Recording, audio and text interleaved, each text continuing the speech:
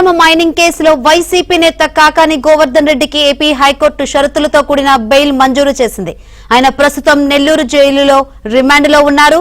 Bail ఇస్తూ court పలు షరతులు విధించింది. దర్యాప్తు అధికారి వద్ద పాస్పోర్టు సరెండర్ చేయాలి. ఆంధ్ర, తెలంగాణ రాష్ట్రాలను దాటి వెళ్లడానికి వీల్లేదు.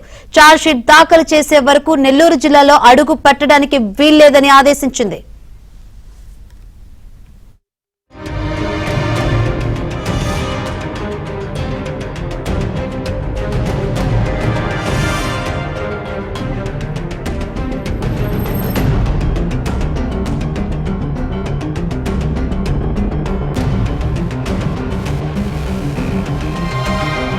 అక్రమ మైనింగ్ కేసులో వైసీపీ నేత కాకాని గోవర్ధన్ రెడ్డికి ఏపీ హైకోర్టు షరతులతో కూడిన బెయిల్ మంజూరు చేసింది. ఆయన ప్రస్తుతం నెల్లూరు జైలులో రిమాండ్లో ఉన్నారు. బెయిల్ ఇస్తూ కోర్టు పలు షరతులు విధించింది. దర్యాప్తు అధికారి వద్ద పాస్పోర్టు సరెండర్ చేయాలి. ఆంధ్ర, తెలంగాణ రాష్ట్రాలను దాటి వెళ్లడానికి వీల్లేదు. ఛార్జ్షీట్ దాఖలు చేసే వరకు నెల్లూరు జిల్లాలో అడుగు పెట్టడానికి వీల్లేదని ఆదేశించింది.